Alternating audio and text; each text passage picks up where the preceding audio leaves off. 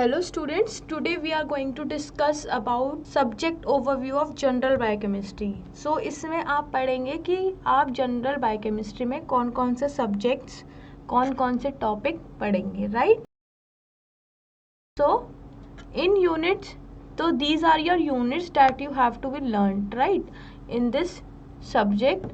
So in unit 1 you are going to know about carbohydrates. So what are carbohydrates, what are the classification of carbohydrates, sucrose, lactose, glycogen properties, and इन सब की properties क्या होती हैं, और main बात कि ये कहाँ मेटाबोलाइज्ड हो रहे हैं, जैसे कि कार्बोहाइड्रेट्स कहाँ मेटाबोलाइज हो रहे हैं. ग्लाइकोलाइसिस मीन्स ग्लूकोज का टूटना, ग्लूकोनियोजेनेसिस मतलब ग्लाइकोजन या ग्लूकोज नियोजेनेसिस बनना, TCA cycle is your Krebs cycle, citric acid cycle भी कहते हैं टीसीए साइकिल को. Then is your proteins. Protein क्या होता है, क्या फंक्शन होते हैं प्रोटीन्स के, अमाइनो एसिड्स क्या होते हैं, क्लासिफिकेशन ऑफ अमाइनो एसिड्स क्या होते हैं, पेप्टाइड बॉन्ड फॉर्मेशन क्या होती है, राइट, बायोलॉजिकल इंपॉर्टेंस क्या होते हैं. Now in unit 2 you are going to know about lipid. What is lipid, कहाँ, मेनली आपको जनरल पता होना चाहिए कि आपके कार्बोहाइड्रेट्स क्या होते हैं, क्या क्लासिफिकेशन है, कैसे वो मेटाबोलाइज हो रहे हैं. Same as for protein, same as for lipid, same as for vitamin, same as for minerals, same as for acid and base, water balance, and last unit is your all about your clinical biochemistry. So in brief we are going to know about in detail, right? So this is the overview of your subject कि आप इसमें ये subjects पढ़ेंगे और इसके अंदर आपके ये टॉपिक्स हैं that you have to be learned, right? So in lipids you are going to know about functions. की लिपिड होता क्या है, digestion, absorption, oxidation of fatty acids, unsaturated fatty acid oxidation, right, degradation of triglyceride, phospholipids, cholesterol biosynthesis, prostaglandin synthesis, biosynthesis क्या होती हैं, कैसे बनते हैं, राइट. वाइटामिन्स कहाँ से आए, क्या होते हैं, क्या, जैसे क्लासिफिकेशन ऑफ वाइटामिन्स क्या है, विटामिन ए का क्लिनिकली नाम क्या है, ई का क्या है, सी का क्या है, विटामिन सी को क्या बोलते हैं. So in this you are going to know about vitamins. Next is your minerals. Minerals आपके कितने टाइप्स के होते हैं, क्या होते हैं मिनरल्स, कौन कौन से होते हैं, कहाँ यूज होते हैं, राइट. इंजाइम्स आप पढ़ेंगे, characteristics of enzymes, classification, coenzymes, enzyme inhibition, isoenzymes, clinical significance, right.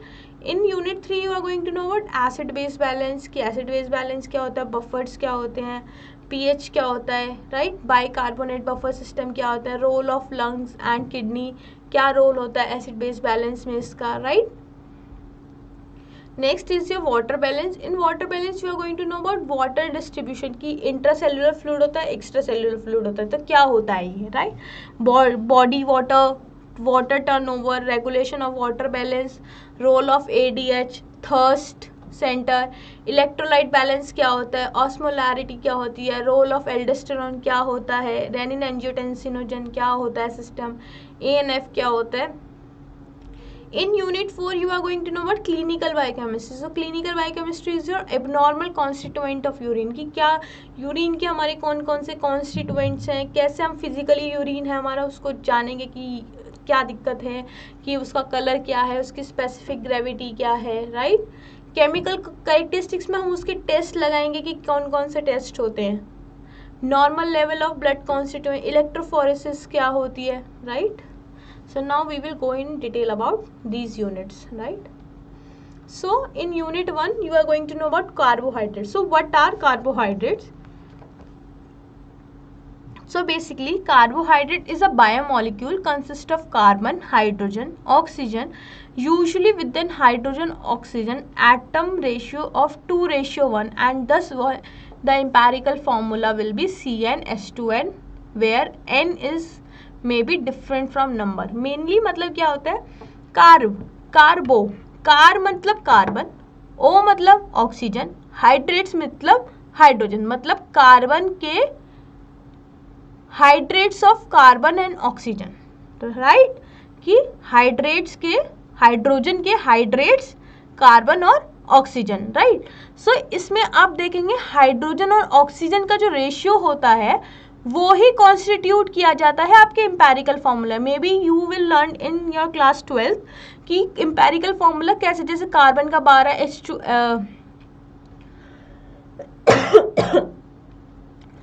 H2O का N, राइट, H2 का 1, राइट, O का 16. So this will be your empirical formula of carbohydrates, right?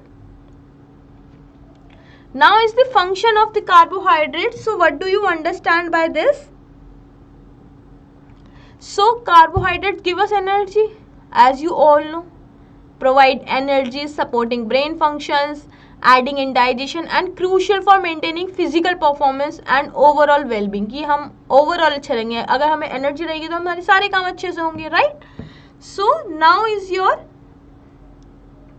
classification कि carbohydrates कितने types के होते हैं. So as you know, monosaccharides, disaccharides, oligosaccharides, polysaccharides. So basically mono means one, di means two, whereas oligo means many, 2 to 10 oligo, right? whereas poly means बहुत सारे. तो आप ऐसे लर्न करो, राइट? सो मोनो में आपके आते हैं ग्लूकोज, फ्रक्टोज, गैलेक्टोज, और डाइसेक्राइड्स में आपके कौन कौन से आते हैं? Sucrose, lactose, maltose. whereas in your oligosaccharide that will be your raffinose, right? polysaccharide will be your 2 or more than 10 units. ठीक है, तो उसको हम बोलते हैं starch, glycogen and your cellulose. I hope this will understood to you all till now.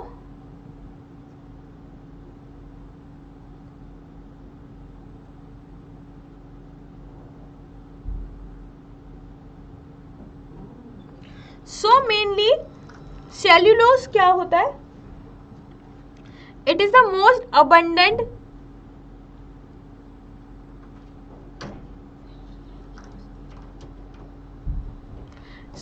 cellulose is the most abundant and natural biopolymer. So the cell wall, so basically cellulose आपका कहाँ होता है? प्लांट में. आप main ये याद रखो. और ग्लाइकोजन आपका होता है एनिमल्स में, right? Now is the carbohydrates and energy. How they will get energy? So carbohydrates are the body preferred source of energy. Mainly ये क्या है? आपके preferred source of energy है. And they are broke down into glucose.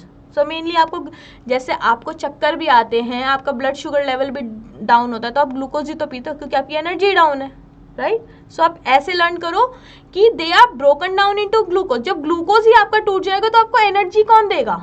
तो वो देगा आपको stored glycogen. क्योंकि ग्लाइकोजन हमारी बॉडी में इसीलिए प्रेजेंट होता है कि वो फास्टिंग पीरियड में हमें हेल्प कर सके, right? So which fuel cellular process and adequate carbohydrate intake is the vital for athletic performance and daily activities.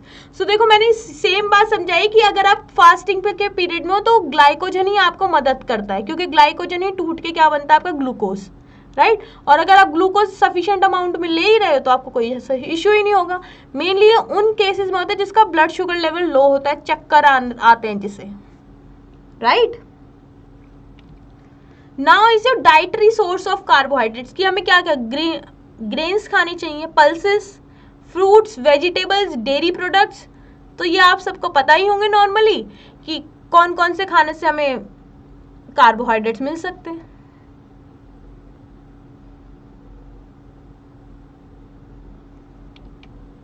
Now is the metabolism of carbohydrates. So metabolism of carbohydrates is the biomedical process responsible for the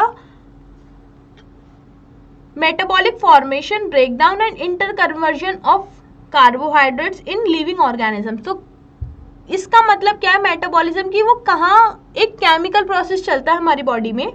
सो उसको कैसे बन रहा है, कैसे break down हो रहा है, और क्या उसके अंदर इंट्रा कन्वर्जन चेंजेस आ रहे हैं, उसको हम कहते हैं metabolism, right?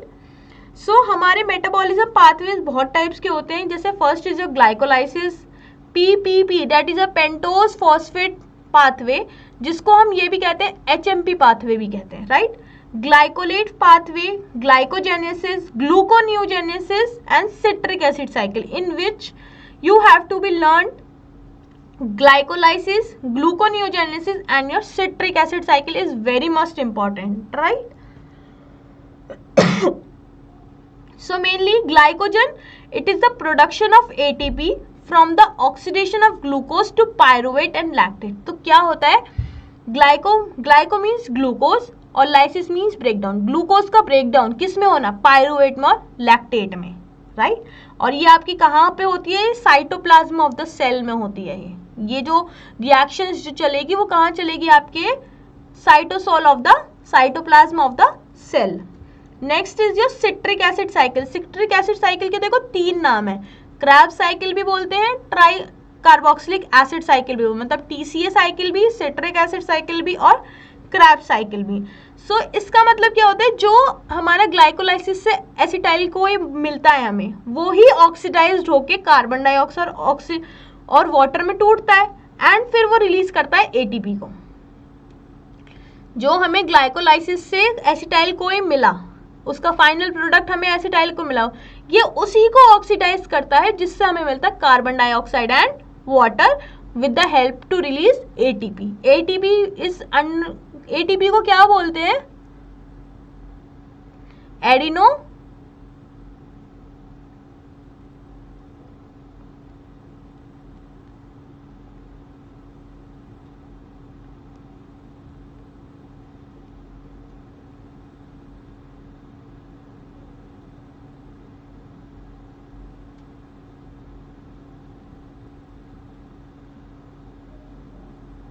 Adeno triphosphate. Very good, right. So ATP को आप क्या बोलते हो, adeno triphosphate.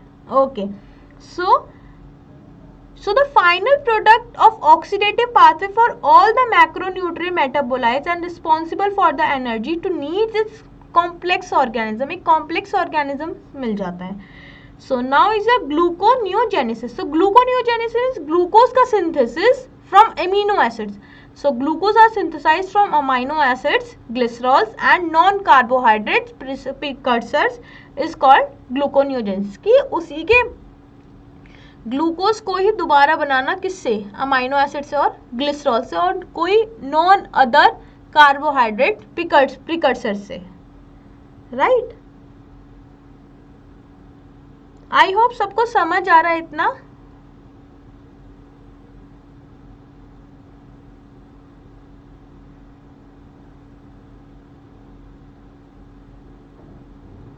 Now is your Unit 2. In Unit 2 you are going to know about lipids. So basically lipids क्या होते हैं आपके,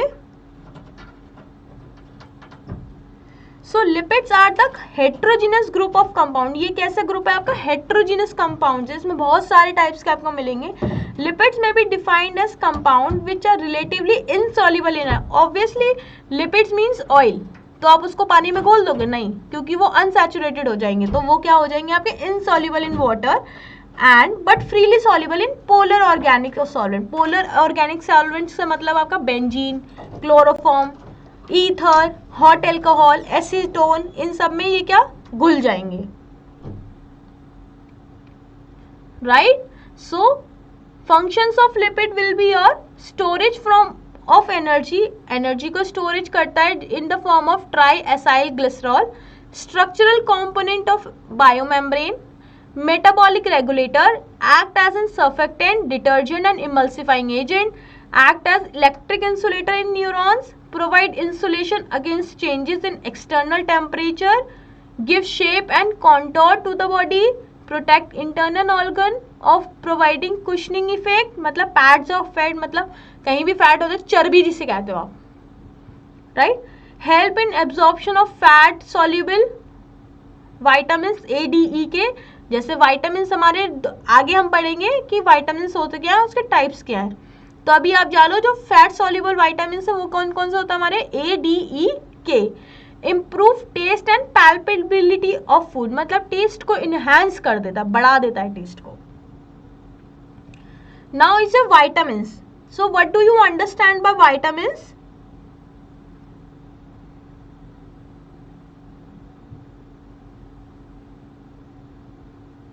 So vitamins are your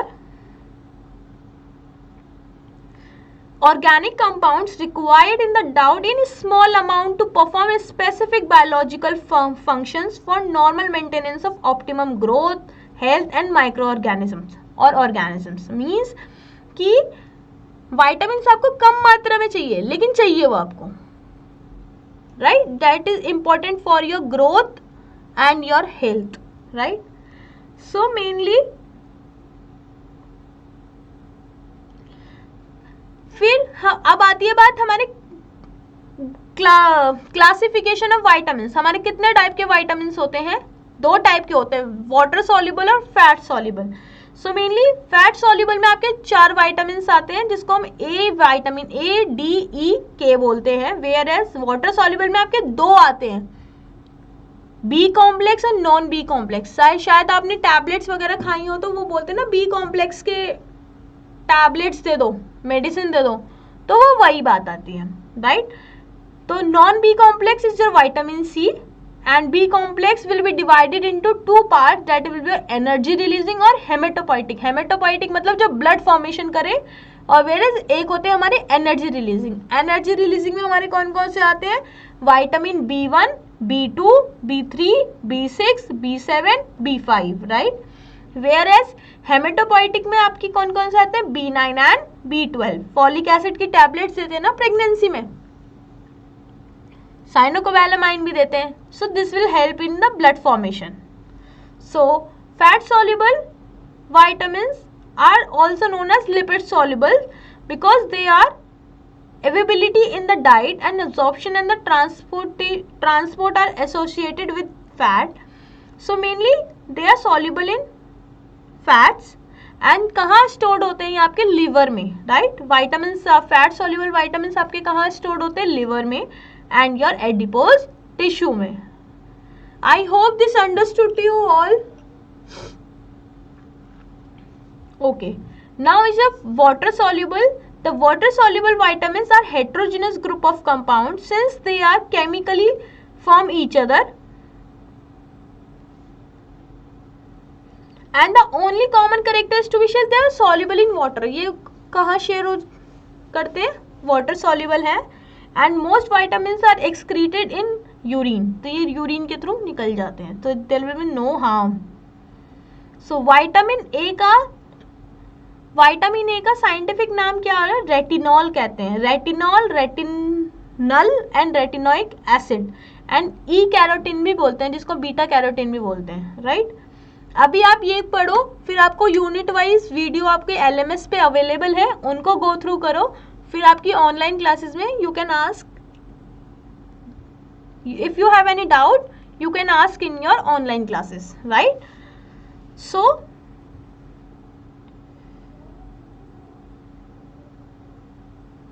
mainly vitamin A आपका किस लिए काम आता है? विजन में, right. Whereas your vitamin D को हम कहते हैं calciferol, right. So vitamin D आपका कहाँ से? बोन्स में दिक्कत आती है,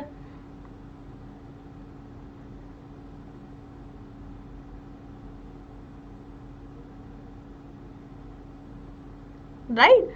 विटामिन ई को कहते हैं हम टोकोफेरॉल, राइट। सो ये कहाँ पे आपका हेल्प करेगा? स्टर्लिटी में हेल्प करता है ये।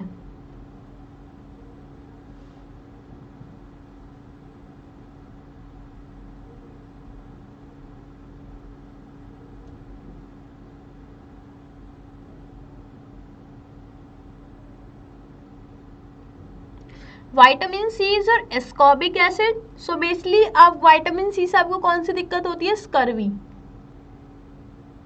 बोन फॉर्मेशन में भी आपको वीक कर देगा। Next is the vitamin B1। B1 को क्या बोलते हो आप? थायमीन। B2 को बोलते हो आप राइबोफ्लेविन। B3 को बोलते हो niacin, right, pantothenic acid. B5, B9 your folic acid. B12 is your cyanocobalamin. So these are your scientific name with their vitamins, complex of vitamins. So what are minerals? Minerals are the essential for normal growth and maintenance of the body. So minerals आपको normal daily routine में चाहिए, in an average of 100 mg आपको per day चाहिए ही चाहिए, right? जो आप नमक खाते हो उसमें भी आपको सोडियम प्लस क्लोराइड दोनों ही आपके मिनरल्स हैं, जो आपको डेली आप 100 mg की मात्रा में खाते ही होंगे, राइट। कैल्शियम आपका है राइट। कैल्शियम आपके टीथ वगैरह में दिक्कत कर देता है। मिल्क पियो, नॉर्मली गुड सोर्स है।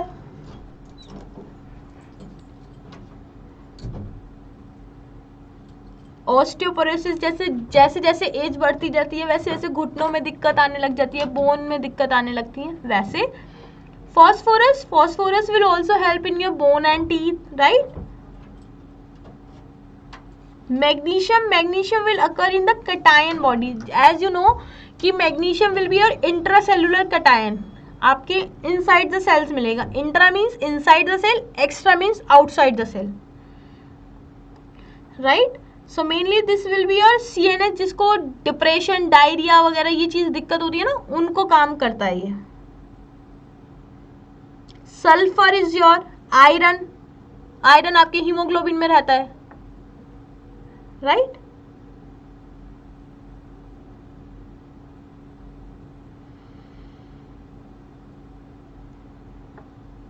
सुना होगा कि आयरन डेफिशिएंसी एनीमिया हो गया है, तो उसमें आयरन की कमी हो जाती है, right. Mostly pregnant female will mostly affected from iron deficiency anaemia.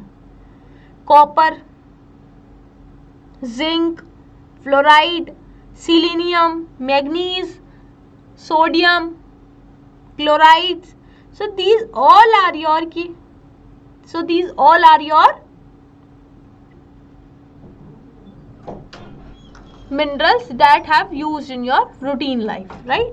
So next is your enzymes. So what are enzymes? So enzymes are the biocatalyst. So enzymes क्या है? हमारे biocatalyst हैं जो क्या करते हैं, हमारे बॉडी में जो रिएक्शन हो रही है उसको स्पीड फॉरवर्ड कर देते कि तुम जल्दी जल्दी कवर अप करो, right. So enzymes are the proteins can be hydrolysed with hydrochloric acid by boiling for a very long time, but inside the body with the help of Indian proteolysis. Proteo means protein and lysis means breakdown. So protein का breakdown will takes place in the short time of body temperature. कि मतलब हल्के body temperature पे भी वो टूट जाते हैं. So enzymes catalyst is a very rapid and usually one molecule of an enzyme can act upon 100 मोल की एक molecule टूटने पे कम से कम 1000 molecule of the substrate टूटते हैं पर minute.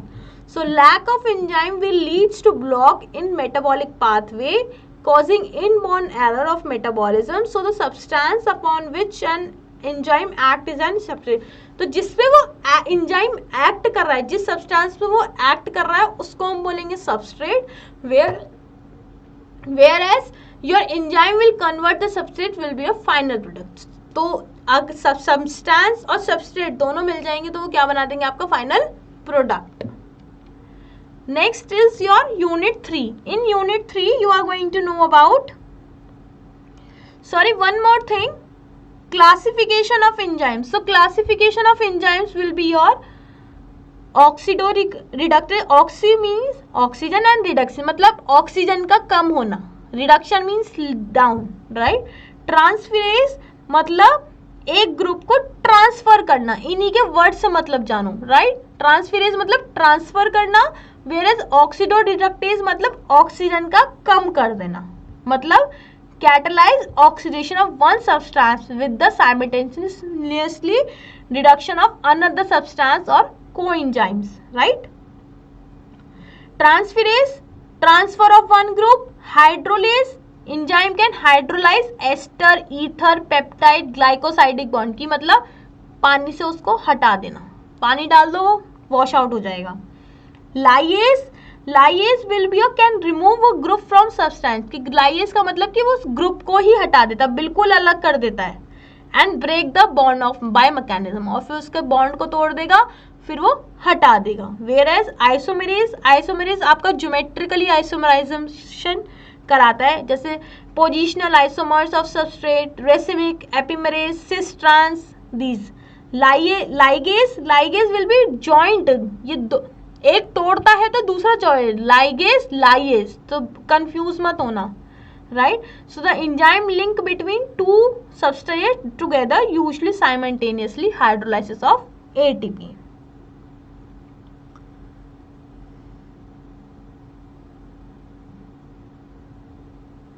Now is your unit 3. In unit 3 you are going to know about acid base balance कि acid base balance basically होता क्या है, पीएच क्या होता है, बफर सिस्टम क्या होता है, बाइकार्बोनेट बफर सिस्टम्स क्या होते हैं, role of lungs kidney in acid balance, acid base imbalance क्या होता है, वाटर बैलेंस क्या होता है, water distribution in body, body water क्या होता है, water turnover, regulation of water balance, role of ADS, thirst centre, electrolyte balance, osmolarity, role of aldosterone, renin angiotensin system and ANF. So basically acid base का concept दिया किसने था, पहली बात Bronsted Lowry ने दिया था, ब्रॉन्स्टेड अलग था, लॉरी अलग था, राइट। सो इन दोनों ने कंसेप्ट दिया कि एसिड्स आर प्रोटॉन डोनर। सो इन दोनों ने क्या कि एसिड वो हैं जो प्रोटॉन को डोनेट कर दें और बेस वो होते हैं जो प्रोटॉन को एक्सेप्ट कर लें। इन्होंने इस बेसिस के हिसाब से ये थ्योरी दे दी, राइट, जिससे ना नुकसान होगा ना बेनिफिट मिलेगा। So deal will be equal homeostasis, मतलब normal maintenance of the outside the cell as well as inside the cell. तो इसमें कोई चेंज इन्होंने नहीं दिया था, right. So hydrogen ion is the principal component. So इसमें हाइड्रोजन आयन निकलेंगे भी और एक्सेप्ट भी होंगे, तो इनको बोल दे कि तुम principal component in all the organic, कि तुम सबसे ऊपर हो क्योंकि तुम लोग और सारे ऑर्गेनिक कंपाउंड्स में हो। So there will be an important ionic structure जिससे वो इम्पोर्टेंट बन गया। सबको समझ आ रहा है?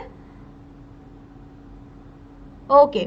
सो रेगुलेशन ऑफ ब्लड 3 फेजेस में चलती है, buffer system, respiratory system and renal system. Buffer system and your respiratory system is a first line of defence और शॉर्ट टर्म मैकेनिज्म है। जो बफर और रेस्पिरेटरी आपका शॉर्ट टाइम इफेक्ट है, whereas a renal system will be a second line of defence. Renal means kidney, right. तो ये renal वाला क्या हो जाएगा आपका long term effect. So as you have seen, so increased blood glucose level कहाँ detect करेगा आपके पैनक्रियाज में, तो पैनक्रियाज क्या रिलीज करेगा आपका इंसुलिन एंड दिल विल डिवाइड, मसल्स में भी जाएगा, लिवर में भी जाएगा and glucose as stored as fat. So glucose क्या हो जाएगा फैट की तरह स्टोर, और लिवर स्टोर कैसे हो जाएगा ग्लाइकोजन की तरह से, और muscle will take place more glue. और मसल्स को क्या चाहिए, मसल्स तो और मांगते हैं कि हमें तो ग्लूकोज एनर्जी की नीड ऑलवेज रहती है।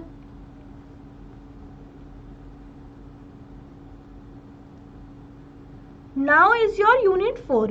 In unit 4 you are going to know about normal level of blood and urine, constituent of blood and urine, glucose, urea, uric acid and other। कि आपको पहले बात ये बताओ नॉर्मल यूरिन का लेवल कि आप कैसे चेक करोगे with the help of urine analysis. जब तक हम यूरिन को देखेंगे नहीं, पहचानेंगे नहीं, तो हम कैसे करेंगे, राइट। सो यूरिन हम पे आया, हम उसके 2 पार्ट्स में देखते हैं।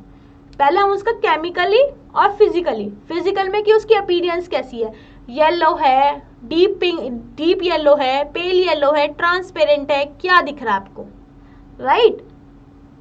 उसके बाद आप उसकी स्पेसिफिक ग्रेविटी चेक करोगे, उसका ऑर्डर देखोगे, एरोमेटिक है, कैसा ऑर्डर है। देन उसका पीएच चेक करोगे कि पीएच कैसा है उसका, पीएच एसिडिक है, बेसिक है। ट्रांसपेरेंसी चेक करोगे कितना अपारदर्शी है, कितना ट्रांसपेरेंट है वो, right.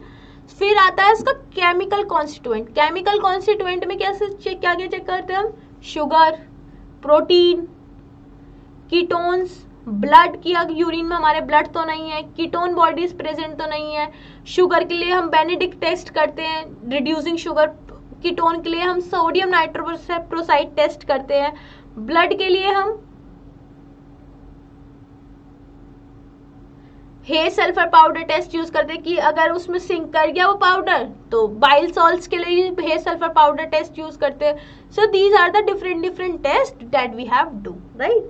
So normal serum urea level क्या होता है हमारा 20 to 40 mg/dl, microgram per dl। So estimation of urea is done by enzymatic method using urease and glutamate dehydrogenase। Urea is the end product of protein metabolism. तो urea आपका कब निकलता है, जब आपका प्रोटीन का मेटाबॉलिज्म हो रहा है और उसका एंड प्रोडक्ट, जैसे मैंने बताया था कि ग्लाइकोलाइसिस में एंड प्रोडक्ट हमारा एसिटाइल को पायरुवेट लैक्टेट निकलता है, वैसे ही इसमें भी एंड प्रोडक्ट इसका क्या निकलेगा urea. So the serum concentration of urea generally increases as the age advance, and the normal range is usually seen in young adults and upper limits of normal for elderly people. So thank you class.